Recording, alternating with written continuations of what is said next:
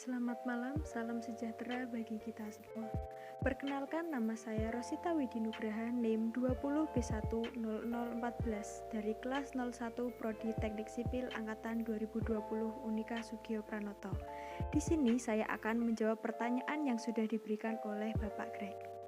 Untuk pertanyaan yang pertama, menurut ideologi agama dan keyakinan Anda, bagaimana cara kita menjalin relasi dengan sesama supaya harmonis dan maju sejahtera bersama? Menurut ideologi agama dan keyakinan saya, cara untuk menjalin relasi dengan sesama tanpa memandang sara adalah dengan mengasihi sesama kita seperti kita mengasihi diri kita sendiri, di mana sudah jelas tertulis di dalam Matius 22 ayat 39 sampai 40, yang berarti kita sudah diajarkan untuk mengasihi sesama kita seperti kita mengasihi diri kita sendiri, tidak memandang sara, dan hanyalah ada kasih dan toleransi saja di dalam kita dan sesama kita.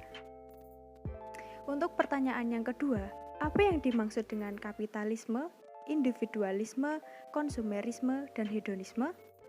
Apakah agama Anda setuju dengan hal tersebut? Berikan kutipan kitab suci terkait. Yang dimaksud dengan kapitalisme adalah suatu sistem ekonomi yang ditujukan dalam sebuah pasar dan dipicu untuk memberikan keuntungan dari kegiatan dalam ekonomi pasar. Individualisme merupakan suatu filsafat yang memiliki pandangan moral, politik, atau sosial yang menekankan kemerdekaan manusia serta kebebasan bertanggung jawab dan kebebasan sendiri. Sedangkan konsumerisme adalah ideologi yang menjadikan seseorang atau kelompok yang menjalankan proses konsumsi barang produksi secara berlebihan, tanpa sadar dan berkelanjutan.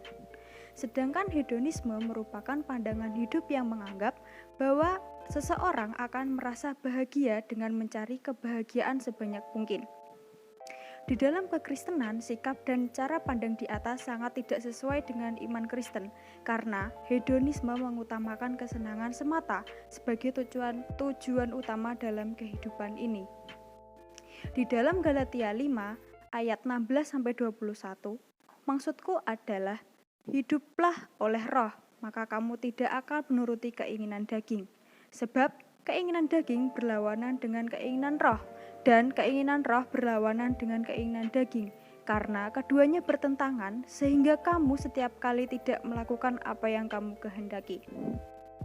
Pertanyaan ketiga adalah, di dalam kitab suci Anda dijelaskan konsep dunia kiamat karena kesombongan manusia. Jelaskan apa yang terjadi sebelum, selama, dan sesudah konsep kiamat tersebut.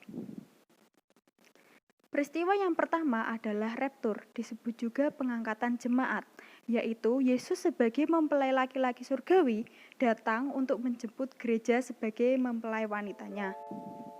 Peristiwa kedua adalah kursi pengadilan Kristus yang terjadi setelah raptur. Kursi pengadilan Kristus adalah penghakiman bagi orang-orang percaya. Peristiwa ketiga adalah perjamuan kawin anak domba, suatu peristiwa yang indah dan belum pernah terjadi di atas bumi ataupun di surga, yaitu perkawinan anak domba Allah dengan mempelainya, yaitu gereja kudus yang sudah diangkat. Berikutnya adalah masa antikristus. Setelah orang kudus diangkat, mereka masuk kursi pengadilan Kristus dan perkawinan anak domba Allah. Sementara itu, orang yang di bumi terjadi masa kesengsaraan besar. Peristiwa berikutnya adalah kedatangan Tuhan Yesus yang kedua kalinya dan terjadi perang Harmagedon. Selanjutnya memasuki kerajaan 1000 tahun damai.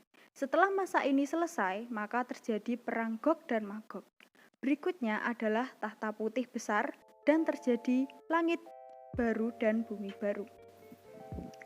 Sekian yang dapat saya sampaikan, kurang lebihnya saya mohon maaf. Terima kasih dan sampai jumpa.